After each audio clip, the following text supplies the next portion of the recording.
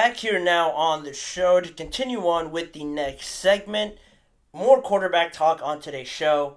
Now on Brock Purdy, a former teammate giving Brock Purdy the credit I think he deserves for the play he has shown so far in the NFL. And already, a lot has been said about Brock Purdy earning a contract extension. Does he really deserve to be paid like a top guy because of the makeup of their offense and really just their overall roster on the San Francisco 49ers? Does he deserve that massive extension like a Jared Goff will, who I just finished talking about, building that culture up from the ground up? Brock Purdy seemingly, not to say that he didn't earn it, but due to injury, due to the circumstances that really led to him starting, he took this well-oiled machine and just ran with it. And I think there is some merit to that as well. Not a lot of guys can just come in seamlessly and just pick up an offense like they've been working on it, working with the first team their whole career, especially early on. Brock Purdy came in as a rookie. Now he's entering the third year of his deal, and he'll be eligible for an extension next offseason, and that's where this conversation really starts to heat up.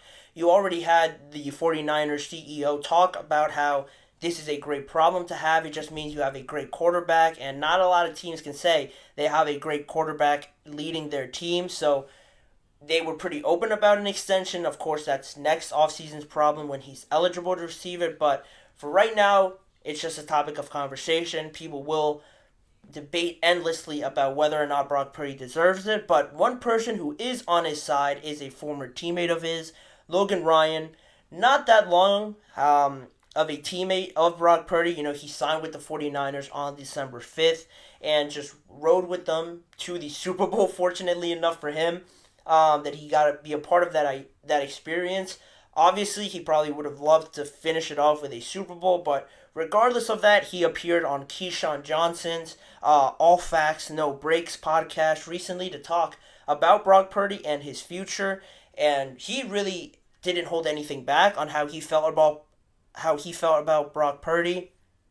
Basically, the main thing he said was, "Nah, he's here to stay. I think they're going to give him a bag too. Nah, he's going to be like one of the highest paid. People will be shocked. Like, what? You're going to be talking about that forever. But nah, he's here to stay." Really being adamant that there's no real chance as to why Brock Purdy wouldn't get this contract in his eyes. Why, you might ask? Why would he feel so confident about it? This was something that I wasn't expecting. The interview went on, the conversation went on, and the idea of Kyle Shanahan really being a fan of Brock Purdy, liking his attitude, the way he carries himself, and just the characters he shows out there, especially after the Baltimore Ravens game where it was all the eyes were on that game, the Christmas game. Everybody was going to see probably the two best teams in the NFL. And the 49ers got destroyed. The 49ers, I want to say it was at home too, got the business handed to them by the Baltimore Ravens. And a lot of it was the Baltimore Ravens defense coming away with more than four interceptions. I want to say it was five, but it was just not a good look on the 49ers and especially Brock Purdy. But after that, Logan Ryan said something that was interesting about what Shanahan said after the game on Brock Purdy.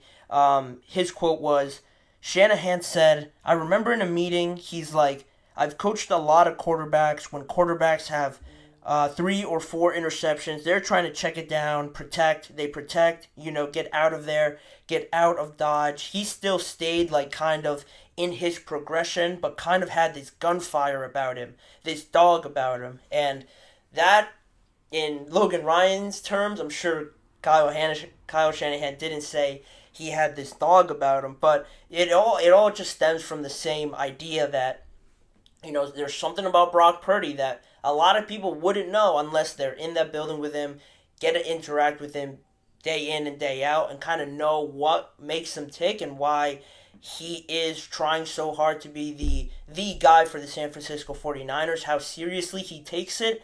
And not to say that I know, but I believe people who have talked about him like this. You don't get the results too often from guys like Brock Purdy, Mr.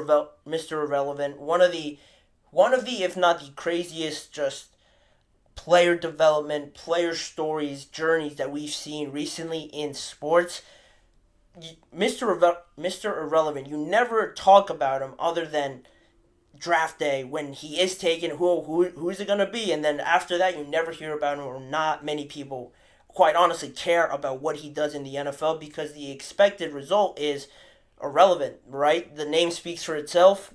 But Brock Purdy comes in, steps in right away, and he just doesn't blink. It seems like he does it. The moment doesn't affect him too much. If he was there in the NFC Championship game with the Eagles, a lot of people believe that the 49ers would have gone through. Once Brock Purdy got hurt, the game was basically over. There was fourth strings and fifth string quarterbacks in there for the 49ers, and he got a chance to redeem himself, and now he showed what could have been in that season for the 49ers. And now moving forward, there are other points that impressed Logan Ryan as well that I thought were important to point out as well.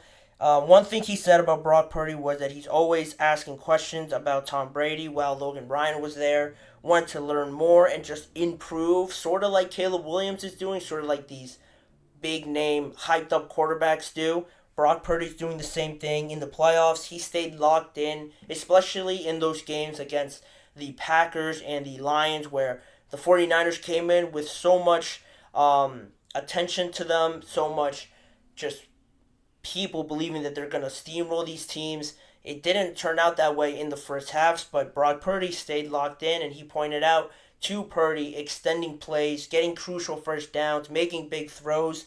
Those sort of things were what stuck with Logan Ryan in his time with the San Francisco 49ers. And I thought this was interesting. He said he compared Brock Purdy's processing to that of Kirk Cousins, which I thought was pretty neat. Not a name that I probably would have given or a comparison that I would have made, but Kirk, not to talk down on Kirk Cousins, but it just wasn't something I was expecting. Kirk's a great quarterback, but to talk about him in a playoff-related sentence statement, it seems like an oxymoron a little bit just because Kirk Cousins hasn't really been there and done it in those type of games, but that was what Logan Ryan saw in him. That's his evaluation, and again, just re-emphasize that dog mentality that enables him to succeed and believes that many, like I said before, just don't get a chance to see it personally.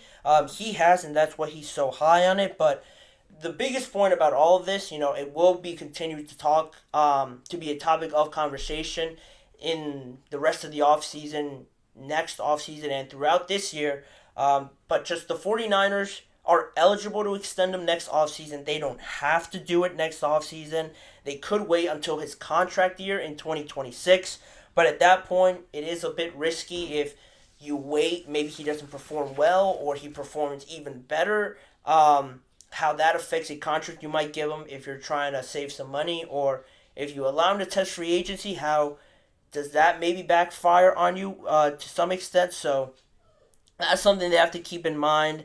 But all in all, I agree with Logan Ryan. I think we only see a glimpse of what Brock Purdy could be. And this past season, when he made it to the Super Bowl, that is his first time making it that far, getting over that NFC Championship hurdle, then playing in the big game in your second year in the NFL. To make it that far, I think we're only seeing the tip of the iceberg with Brock Purdy. Now, there are some variables that come along with it. If they lose Brandon Ayuk or if they trade away Deebo Samuel, all these sort of things, obviously that will derail Brock. But if he comes in with the same team, if they extend Brandon and keep Deebo and all these good things, I really do believe we're only seeing the tip of the iceberg with Brock and we're only seeing a glimpse of what kind of quarterback he could be. I think he has a lot more to learn and a lot more room to grow, and I'm excited to see that. And now, how much money are we talking? We just finished talking about Jared Goff earning $53 million per year. At this point, if Brock continues to build on the season he just had and he gets to another Super Bowl, I'd have to think he's probably the most likely contender to overtake Joe Burrow for that highest paid quarterback mark. I just think that's how the market works and how you always see these extensions going. If the 49ers decide to do that, it depends on Brandon Ayuk's contract and Deebo and all those sort of things. But if he just keeps getting better like this, I don't see how you can keep him under that mark or at least pay him the same as Joe Burrow.